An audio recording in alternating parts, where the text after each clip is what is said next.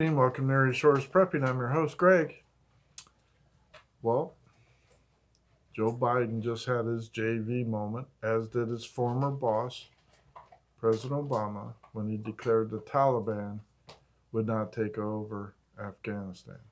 Just like Obama said, ISIS was the JV league. Biden follows in Obama's failed footsteps. His foreign policy is a disaster. Joe Biden can't even hardly remember the time of day or where he's at. And yet he's leading us and he's a commander in chief. We all saw pictures of the Taliban sitting in the presidential palace celebrating their victory. Not one of them social distancing. Nobody was wearing a mask. Not one of them read critical race theory, transgenderism, or watch commercials about recruitment because Sally had two moms and it's okay for her to join the army. That's the army commercial now. These guys, the Taliban, are fighters. They're focused. They want control of Afghanistan. They're not afraid of the U.S. troops. And they won. Joe Biden is doing nothing about it except tucking tail and run and evacuating. And I agree with one statement he said 20 years is too long. We don't need that. Let them fight their own battle. I agree with that. But don't make a statement saying 300,000 of the best trained army and everything else, they should be able to take care of their own country in a civil war. It's not a civil war. We were there to fight fundamentalists and terrorism. Taliban's going to win.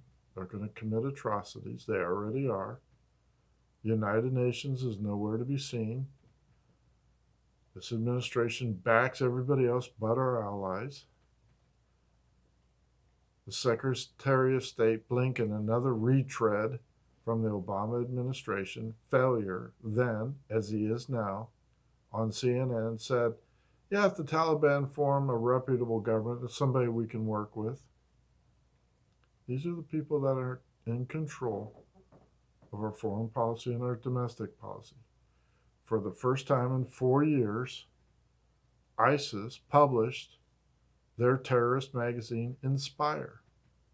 First time in 4 years they published that because they know the commander-in-chief is a weak-minded fool led by failed retreads from the Obama administration.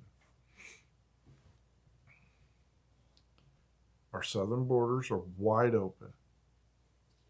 People are coming through, testing positive for COVID and whoever else, and they're busting shipped to our cities. I wonder how many of them are from Iraq, Iran, Afghanistan, Pakistan, North Korea, all our enemies infiltrating our borders. And when an attack happens, this failure from the Obama administration, who is now in charge, will do exactly what Obama did. He will blame it on white supremacists, even though there was no white supremacists, they were Islamists.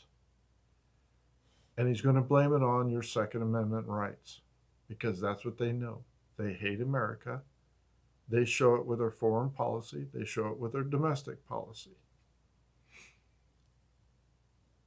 It's going to happen, and when it does, be ready.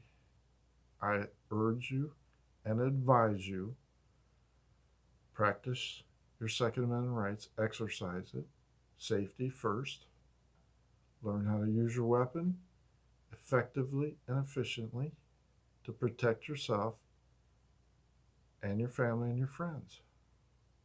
I guarantee you things are going to start popping off very soon.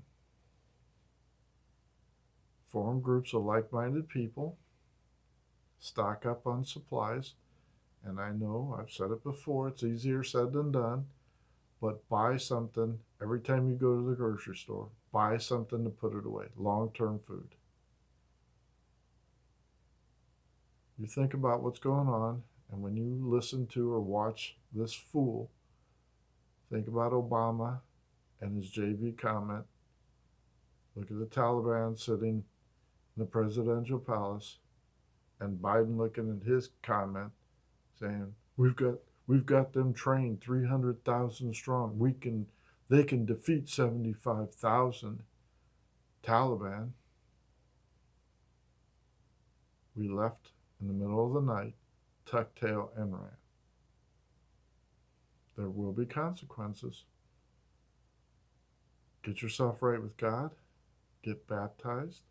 Thank you for liking and subscribing. Greg out.